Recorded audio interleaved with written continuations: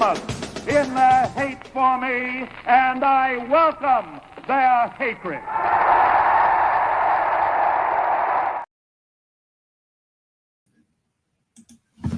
What is up, everybody? This is Hater Radio. My name is Chris McLean. I'm here with my co-host, Ian Gibson. How are you, Ian? I'm doing really good here. Yeah, so it's a quick one today because it's only 2 games. And, you know, as we're going the last couple of shows, it's going to be really limited because we don't have as much to talk about because, you know, it's only a few games here left. So we have the college football playoff semifinals, essentially the Final Four now, because I would like it if they call it that. I don't think they ever will because the basketball has domain over that. But I don't know. The hockey tournament does it. They call it the Frozen Four. So maybe they could call it like the Football Four. I don't know, just something. Gridiron Four, something like that. Yeah, I mean, it should honestly. They should call it something because, you know, before it was just, you know, it was the semifinals, then the finals, but now it's like they have so much more to the playoff. It's like, you know, you're getting closer to the end. I don't know, it feels kind of like something needs to be there ceremoniously. I think they will. I think it's just this is the first year, so they kind of like didn't expect it to be, I don't know, the gravitas that it has. I like these matchups. I mean, we have 4 amazing brands of college football going up against each other. You've got Ohio State going up against Texas. You have Penn State going up against Notre Dame. Like, you know, you're reaching, you know, wide swaths of population bases all over the country, and you know, it honestly is good for the sport to have in this first year these large brands there. I think going forward, you don't need it as much, but I think this proves that this tournament is creating the matchups that we want to see. Because, you know, to start the year, we definitely thought Ohio State was one of them. Definitely thought Texas was one of them. Penn State was maybe there, and Notre Dame was like on an outside looking in kind of team. So I think we've got what we wanted, and you know, I'm excited for these matchups. So let's dive into it. Okay, the first game we have is on Thursday, January 9th, the Orange Bowl, Penn State against Notre Dame. I want to hear your thoughts first, Ian, before I go into mine. Go ahead. Yeah, so this is, you know, blue bloods against blue bloods going at each other. Notre Dame and Penn State both are trying to. I joke that both these teams are trying to throw it back to the 80s because that was the last time these two were, you know, won national championships. Yeah. Both play, ironically, a very similar style of ball. You know, Notre Dame's more predicated on running to the outside, running draws and stuff like that. Yeah. And same with Penn State, and they both have very solid defenses. Yeah. Penn State, obviously, we've seen how good that defense can be against a rushing attack. Genty by far is one of the best, if not the best, running back in the country, and they did a masterful job of, you know, containing him and making sure they did not get beat on the run, which is what Notre Dame did to Georgia. They just flat out beat them in the run game, running to the outside of the attack. So that's going to be the game plan for Notre Dame, is to try to go against those outside linebackers and cornerbacks on the outside to try to tackle them, which is easier said than done. I feel like both defenses are going to do a good job containing the run game. It's ultimately going to come down to who can make a big play, maybe on the passing department. If they can run, and whoever gets like maybe 4 or 5 yards of carry, set up these play action passes, whose secondary is more like settled in to stop that. I feel like in that instance, Penn State would be more okay settling in and stopping any of those attacks, because the only secondary they really got beat was by Ohio State, which, I mean, there's no shit. I mean, Oregon just got burned by Ohio State's wide receiver. So it's a tall order to tell anybody to stop that. I feel like in this one, I would say if Notre Dame plays keep away, is averaging 5 yards a carry and making it third and manageable, they can win the game. Yeah. But we've already seen that a defense, as good as Riley Leonard is, it wasn't really like he can will his team to win, but he might need to do more because Georgia didn't really have that much of an offense to kind of complement it. Now, Penn State, not saying they're world beaters on offense, but I feel Yeah. like it's a more complete offense than Georgia had. Oh yeah, for sure. I feel like with that, man, I don't know. I I feel like Penn State can do it. I seriously feel like with Penn Yeah. State, because I feel like the secondary is more accustomed to these deep routes that they would try to burn Notre Dame would try to burn them on. I feel like Penn State would get it done. So I'm going to go Nittany Lions advance to the national championship. I'm going to go Penn State with the 24-21 win. Yeah, I've been back and forth with this one because I didn't pick Penn State to beat Boise State, and I like you would think like my logic would be they shouldn't win this game, but the more I looked at it, I mean, I looked at the stats, and they're pretty even for the most part between both these teams. Notre Dame's defensive stats are like unreal. Like they really are an amazing defensive team. And I think the weakness that I saw obviously is in the passing game with Notre Dame, that they struggle pretty severely there. But the other thing I've noticed that I just did a cursory look again was the fact that um, Notre Dame's red zone scoring percentage is like one of the lowest out of the remaining teams. They're 77th in the country, while Penn State's red zone scoring defense is like fourth in the country. And so, like, that is a huge factor because it's like when it comes down to like really the details of a game, where it's like what is going to be like a separation here is going to be capitalizing on drives. Can Notre Dame capitalize on drives, which they did in the Georgia game? But I think this Georgia defense was one of the like worst Georgia defenses has been the last several years. So like Notre Dame was able to capitalize there against a team like Georgia, but I think this Penn State defense is a lot better, and they only held Boise State to 14 points. And I think they can hold Notre Dame to somewhere around there, even though Notre Dame is one of the best scoring teams in the country. They're third best at 37.7 points a game. I think Penn State holds them to like 17, 18.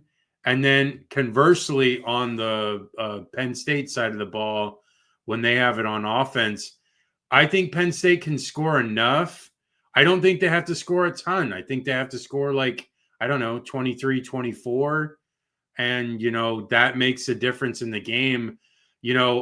Again, with the main reason why I feel Penn State's offense will do better than Georgia's offense did the other day was because Penn State has a two-headed running back committee that, really Georgia didn't really have.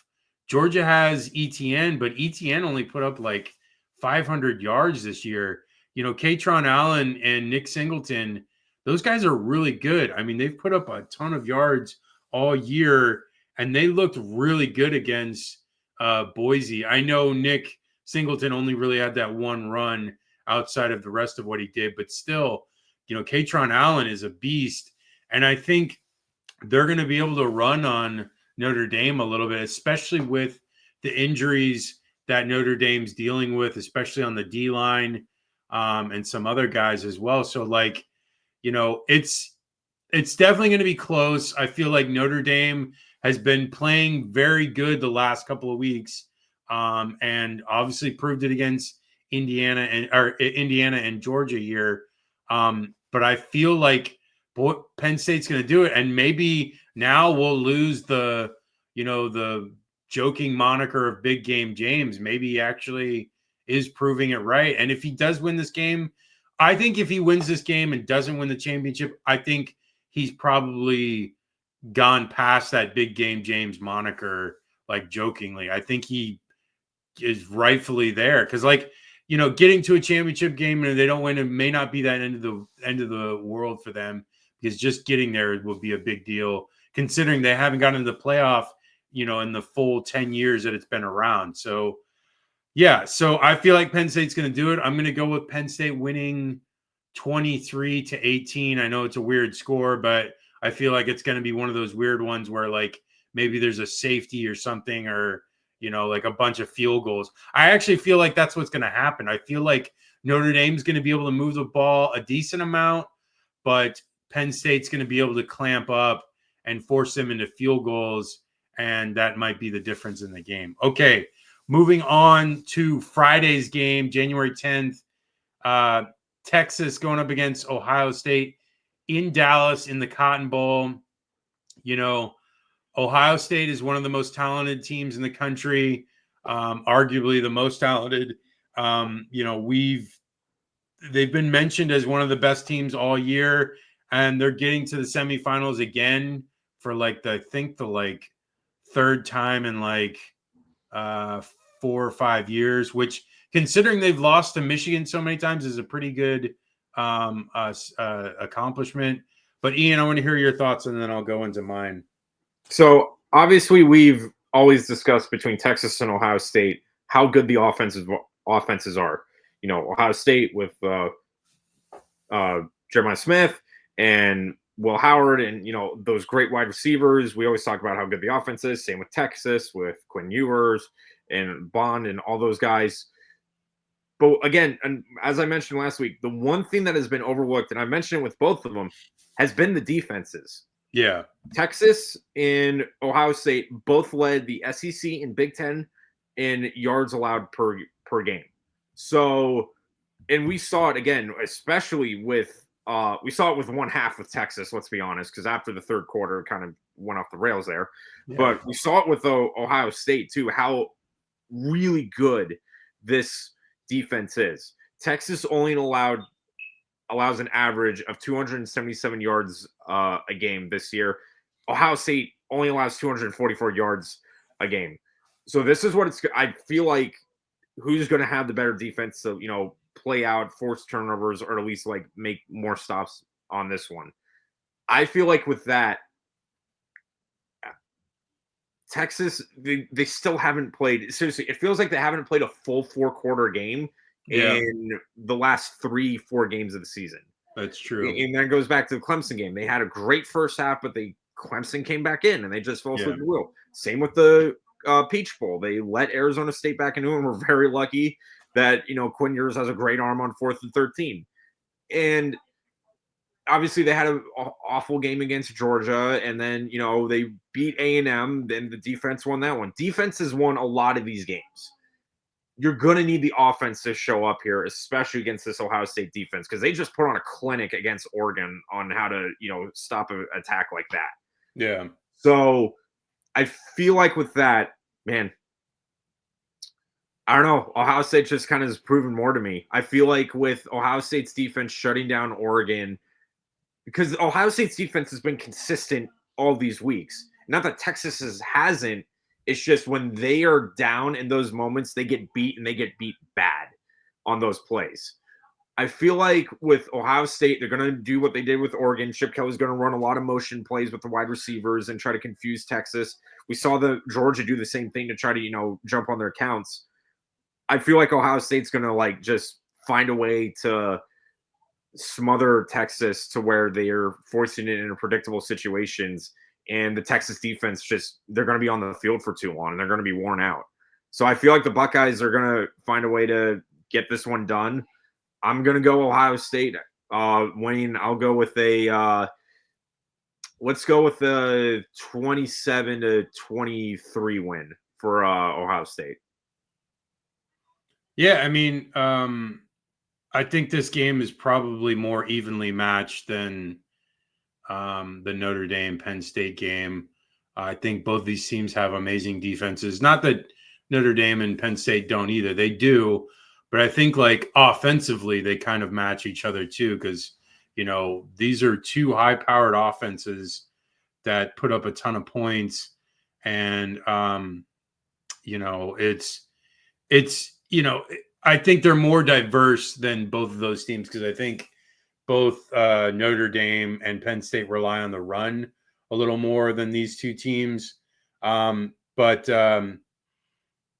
I was noticing that I was wrong about the red zone scoring, how bad um what is it?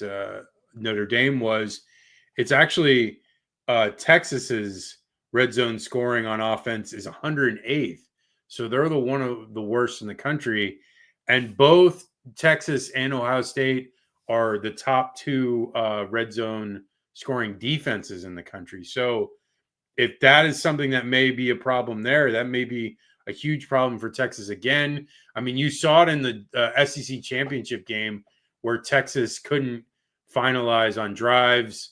They stalled out a little bit against Arizona State as well on a few drives. So maybe that is a huge factor in this game.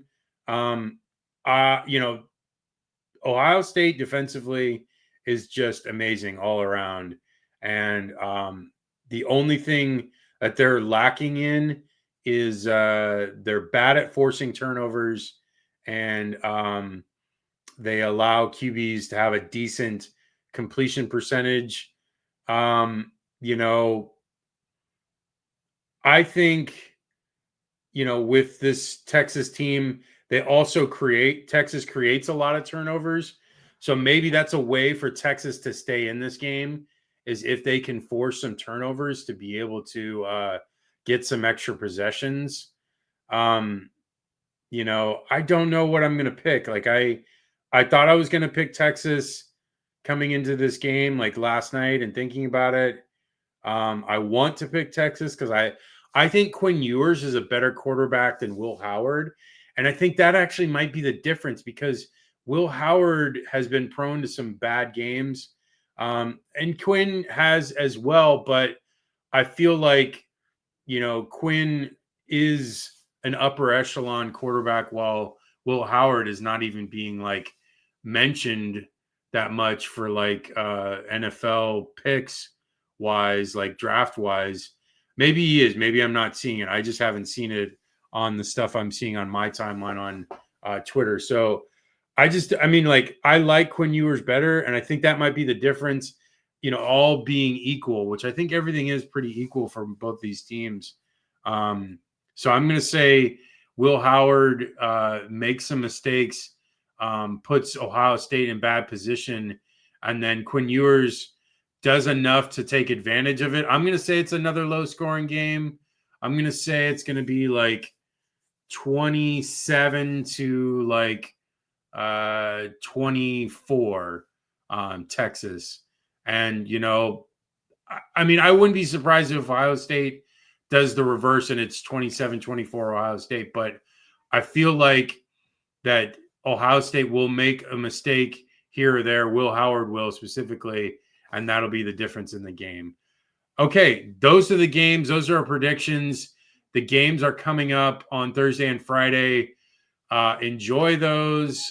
We don't have too many left. After that, it's just one game, and then it's a championship, and then that's the season. So revel in this because we have a long off season. We don't do shows after the season is over. We're not an off season show. We just do in season stuff. But again, reach us at haterradio.com for all of our articles.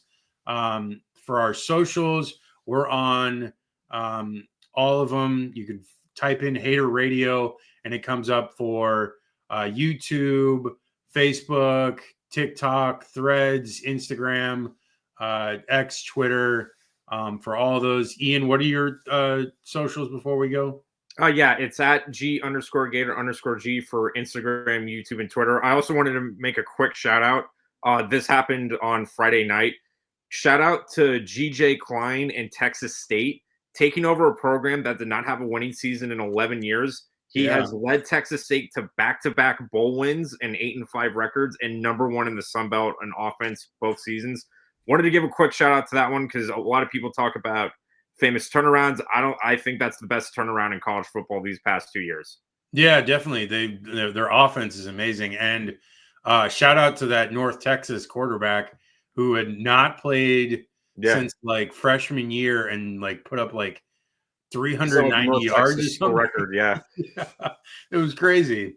It was pretty similar to not exactly the same numbers as Kyle Trask, but similar story of Yeah. not playing until, several years. And, it honestly, sometimes it's amazing what will happen to someone if you're just there and you go through the process and you learn and, you figure out things and you get better at things.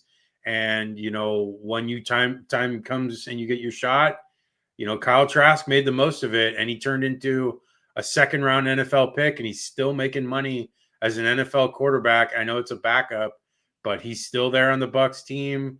Doesn't look like he's going anywhere, and it pays. Patient pays off. But that's it. That's the show. Okay, for all those socials and everything for us, please like, subscribe, comment, follow, share, do all the things to help us with the algorithm. We really appreciate it. We are officially up to 1,900 YouTube subscribers as of this morning. So we really appreciate all your support, everybody. So again, enjoy these games, and we'll see you on I forgot. I can't remember what day we're doing it.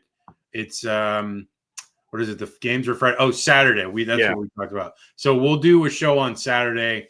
And then the following show after that will be that Wednesday, because then the game is not until that Monday. So it'll be Saturday and Wednesday for the next two shows. And then the last show, I did want to mention this before we go, will be a live reaction show to the championship game, like near the end of the game. And that'll just be the end for the season. But thanks for everything, and we'll talk to you then. All right, take care, y'all.